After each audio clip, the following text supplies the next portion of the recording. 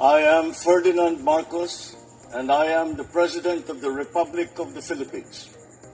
I stand today on behalf of 110 million Filipinos. Hi everyone, hello universe. It's me again. Shout out sa inyo mga kababayan. Mayroon tayong upload videos guys. Another tulong. Ito puro gulay naman. Nakaw. Nationwide ito guys ha. Sabi dito, yan o.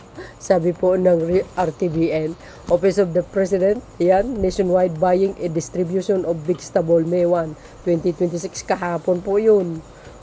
Bumili ang Pangulo, sangkaterba ng mga gulay, pinamigay. Nakikita nyo yan, sa Baguio po yan.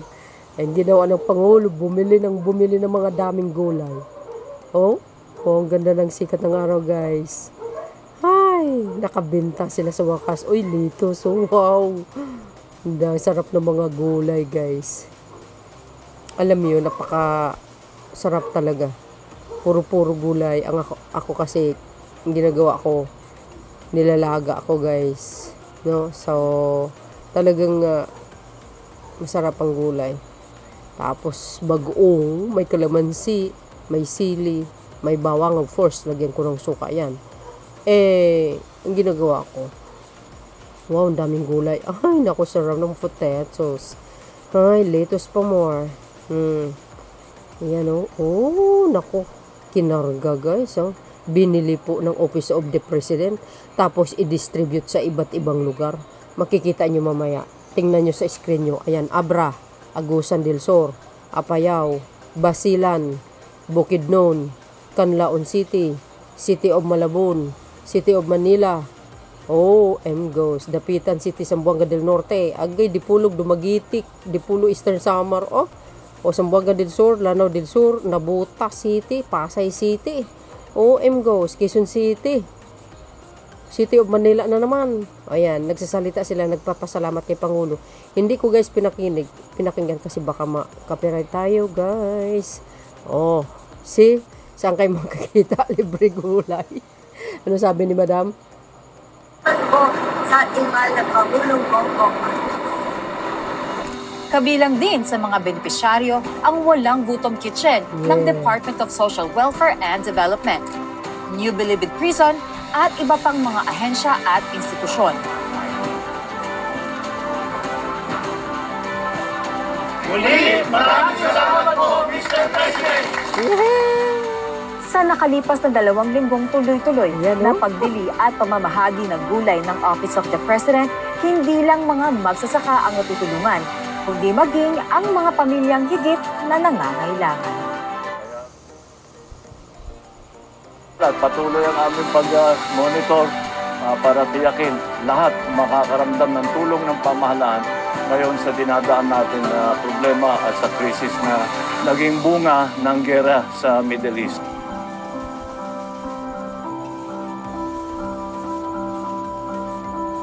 Wala, nagsusumbong sila Binigyan talaga ng Ayan guys, nagsusumbong sila sa Pangulo, no? Di ba sabihin, tuwang-tuwa sila mga kababayan. Biro nyo yun, bumili ang Pangulo ng gulay. Ay di kumita din ang ating mga magsasakang gulay. Aba, hindi murang presyo guys ha. Alam nyo naman ang Pangulo. Wow, kamatis. Aba, congratulations. Bakit nabulok naman yan? Biro nyo mga kababayan, dinidistribute lang ng Pangulo, di kinaloka. Ito pa. Sa inisyatibong ito, bumibisita mismo ang tanggapan ng Pangulo sa iba't ibang trading post sa bansa para bumili ng sariwang gulay mula sa mga magsasaka.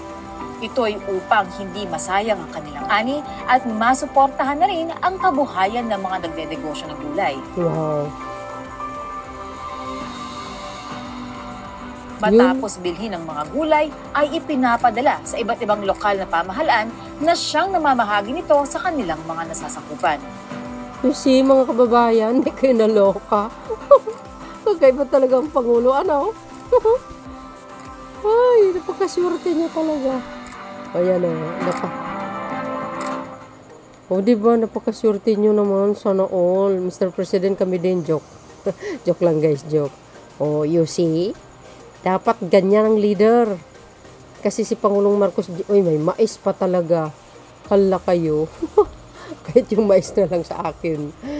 Alam nyo, kakaiba talaga ang Pangulong Marcos Jr. guys. Kumpara yung sa nakarang admin ako po.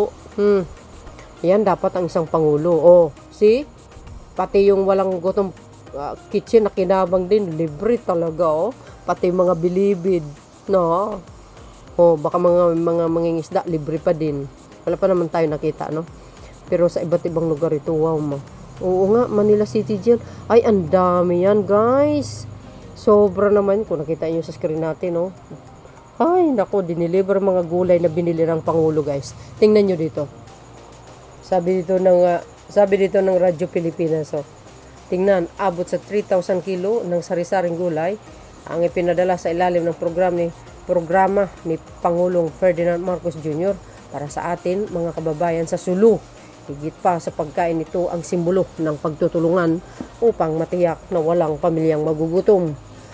Patuloy ang pagsisikap ng ating pamahalaan na maghatid ng tulong sa bawat sulok ng bansa para sa mas matatag na food security. Saan kayo makikita niyan, guys? Oh, may libreng bigas, may libreng gulay. Ay, nako. Si Pangulong Marcos Jr. talaga ang malakas. Thank you, Mr. President. Napakaganda ang kanyang mga ideya. Kaya nga, dyan talaga ako believe, ay yung mga ganyang stock knowledge na katalinuhan at iniisip kung paano ang pamamaraan na makakatulong sa ating mamamayang Pilipino. O, ayan, libre. O, baka man yung local government ay bibinta. Ay, nako, mahuli kayo dyan talaga. O, so, nakakatuwa, nakaka-overwhelm ito. So, abangan nyo po ang Pangulo, guys. Abangan nyo. Sa totoo lang. Abangan nyo sa mga lugar nyo. O, diba? Ang sisariwa ng mga ano, guys. So, mga repolyo. Ito yung mga ibang highlights. Tingnan nyo. Ayan pa, oh. Grabe, oh.